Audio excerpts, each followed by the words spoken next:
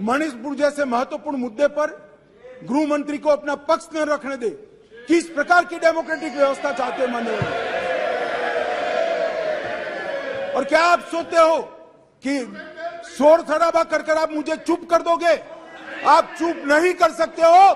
130 करोड़ की जनता ने हमें चुनकर यहां भेजा है, हमें सुनना पड़ेगा। आप चुप नहीं कर सकते हो।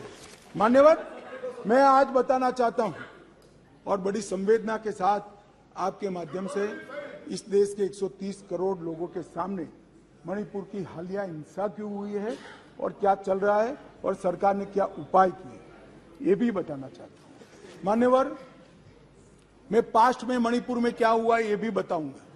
अब मैं जब बताऊंगा तब ये कहेंगे कि पुरानी बातों को हमें सुनाने के लिए कह रहे हो। ना जी, मैं संवेदनशील आदमी हूं मान्यवर। मैं पुरानी बातों को राजनीतिक हिसाब किताब के लिए नहीं सुना रहा, इसलिए नहीं सुना रहा कि आपके समय में भी हुआ था, हमारे समय में भी हुआ। होता है का अप्रोच हमारा नहीं है, ये यूपीए का अप्रोच है। हमारा अप्रोच होता है का नहीं है, हम टॉलरेट नहीं कर सकते। मैं पुरानी हिंसाओं को इसलिए बताना चाहता हूं कि मणिपुर की नस्लीय हिंसाओं के स्वभाव को जनता ने जानना पड़ेगा। नस्लीय हिंसा मणिपुर में जब जब होती है तब किस प्रकार से होती है वो भी जानना पड़ेगा। इसलिए मैं पुरानी हिंसाओं को भी रखूंगा। आपके मन में ये भ्रांति न हो, ये सवाल ना आए कि पुराना क्यों बता रहे। मान्यवर, 6 साल से करीब 6.5 साल से मणिपुर में भारतीय जनता पार्टी की सरकार है। मणिपुर में भारतीय जनता पार्टी सरकार बनी तब से 3 मई तक एक भी दिन कर्फ्यू नहीं डालना पड़ा। मैं मेरी बात आग्रह के साथ कहना चाहता हूं। मणिपुर में भारतीय जनता पार्टी की सरकार के 6 साल पूरे हो गए। 6 साल में मणिपुर में एक भी दिन कर्फ्यू नहीं डालना पड़ा। मणिपुर के अंदर एक भी दिन बंद नहीं रहा। मणिपुर के अंदर एक भी दिन ब्लॉकेड नहीं हुआ और उग्रवादी हिंसा लगभग समाप्त हो गई। ये 6 साल का भारतीय जनता पार्टी के शासन का इतिहास था। 2021 में हमारे देश की पड़ोस में म्यांमार में सत्ता परिवर्तन हुआ और म्यांमार में वहां पर मिलिट्री का शासन आया, डेमोक्रेटिक सरकार गिर गई और वहां पर एक कुकी डेमोक्रेटिक फ्रंट है, इसने लोकतंत्र के लिए आंदोलन चालू करा। जब कुकी डेमोक्रेटिक फ्रंट ने लोकतंत्र के लिए आंदोलन चालू करा, वहां की मिलिट्री शासन ने इन पर कड़ाई करना शुरू की, दबिश बनाना शुरू की और चूंकि म्यांमार की बॉर्डर फ्री बॉर्डर है मान्यवर, वहां फेंसिंग नहीं है और आज से नहीं, आजाद हुए तब से नहीं है, फेंसिंग नहीं है। तो बहुत बड़ी मात्रा में मिजोरम और मणिपुर के अंदर कुकी भाइयों का वहां शरणार्थी नाते यहां आना शुरू हुआ। मैं इसलिए कहना चाहता हूं मान्यवर, क्योंकि उनका झगड़ा मणिपुर की मिलिट्री से था और दबिश शुरू हुई इसलिए अरे म्यांमार की मिलिट्री से था और दबिश शुरू हुई इसलिए वो यहां पर आए। मान्यवर, हजारों की संख्या में कुकीज आदिवासी भाई यहां आना शुरू हो गए और परिवार बसने लगे। कहां बसेंगे? तो जंगल में बसने लगे और एक प्रकार से मणिपुर के बाकी हिस्सों में एक असुरक्षा की भावना हुई कि हमारी जनसांख्यिकी बदल जाएगी। हमने उसको देखा। उसी वक्त मान्यवर हमने गृह मंत्रालय में 2022 में निर्णय किया कि अब ये बॉर्डर को खुला नहीं कर सकते, बॉर्डर बनानी पड़ेगी, फेंसिंग करनी पड़ेगी। हमने 10 किलोमीटर फेंसिंग पूरी कर दी है, 60 किलोमीटर का काम चालू है और 600 किलोमीटर का सर्वे चालू है। आपने 2014 तक कभी फेंसिंग नहीं की। हमने दूरंदेशी से 30 में दंगे हुए, 21 में ही फेंसिंग का काम शुरू कर दिया था। 10 किलोमीटर ट्रायल फेंसिंग बन चुकी है, 60 किलोमीटर का काम चालू है और 600 किलोमीटर का सर्वे बाकी, जिससे ये घुसपैठ को रोका जा सके। फिर एक अनरेस्ट खड़ा होने लगा क्योंकि वहां जनसांख्यिकी बहुत निर्णायक होती है मान्यवर। घाटी में कुकी भाई रहते हैं, पहाड़ पर ट्राइबल भाई रहते हैं, तो उनके घाटी में मतई रहते हैं और पहाड़ पर कुकी और नागा ट्राइबल भाई रहते हैं। तो एक जनसांख्यिकी के बदलाव का बड़ा दबाव रहता है कि हमारी संख्या, हम अल्पमत में आ जाएंगे। तो इसके लिए हमने लगभग जनवरी महीने से हमने वहां पर जितने भी शरणार्थी आए थे उनको एक परिचय पत्रक देने की शुरुआत की। इनका थंब इम्प्रेशन लिया, आई इम्प्रेशन लिया और थंब इम्प्रेशन और आई इम्प्रेशन को वोटर लिस्ट और आधार कार्ड के नेगेटिव लिस्ट में डालने का काम किया। ऐसा नहीं है मान्यवर कि यहाँ गृह मंत्रालय के कंट्रोल रूम में कोई आंख मूंद कर हुआ। 2023 में दंगा हुआ, 21 में हमने फेंसिंग चालू करी, 22 में हमने फेंसिंग चालू करी और 23 की शुरुआत में हमने थंब इम्प्रेशन और आई इम्प्रेशन लेने की शुरुआत की और उसको भारत के वोटर लिस्ट और आधार के नेगेटिव लिस्ट में डालने की।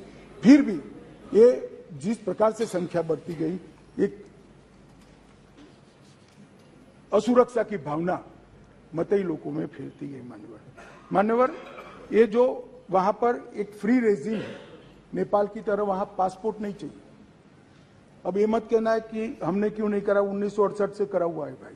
1968 से एक समझौता है भारत और ब्रह्मदेश की सरकारों के बीच में कि बॉर्डर के 40 किलोमीटर से जो अंदर आएगा या यहां से 40 किलोमीटर से आ जाए उसको पासपोर्ट नहीं चाहिए।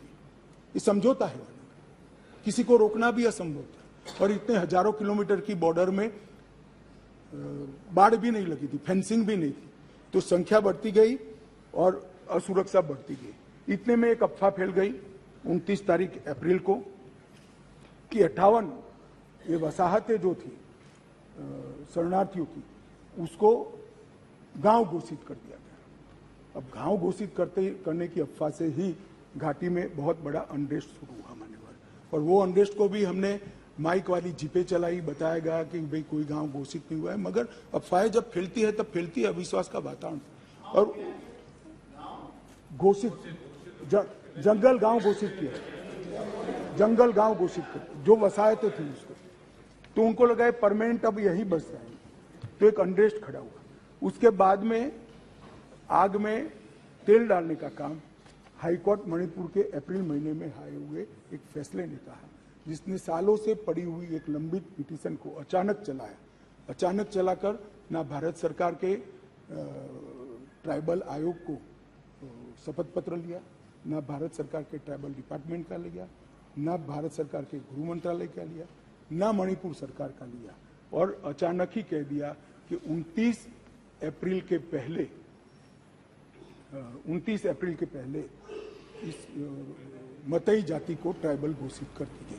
इससे पहाड़ पर बहुत बड़ा अनरेस्ट हुआ, ट्राइबलों में बड़ा अनरेस्ट हुआ कि अब मतई ट्राइबल बन जाएंगे तो हमारी नौकरी हो गई। स्पर्धा का भाव होता है और स्वाभाविक है, एक कोई कानूनी प्रक्रिया के बगैर एक ऑर्डर कर दिया गया, जिसके कारण को एक रोली के अंदर एक क्लैश हो गया माने, और क्लैश होने के बाद दंगे चालू हुए जो अब तक अशांत परिस्थिति को बनाए हुए हैं। अब इस परिस्थिति को आप वो क्यों नहीं गया, ये क्यों नहीं गया, इस तरह से आप तुलना मत करिए। ये परिस्थिति जन्य दंगे है मान्यवर। मैं आगे भी कहना चाहता हूँ, इसके साथ एक बहुत बड़ी बात दूसरी भी हुई है कि वहाँ मिलिट्री का शासन आने के बाद थोड़ी ढिलास आ गई है और नारकोटिक्स का भी बहुत बड़ी तस्करी म्यांमार की ओर से मणिपुर की ओर हुई है। इसके व्यापार से भी बहुत बड़ा अनरेस्ट हुआ है। मगर जो क्लिंचिंग चीज थी वो कोर्ट का जजमेंट थी, उसकी अंतिम तारीख 29 मई थी और इसके विरोध में एक जुलूस निकला।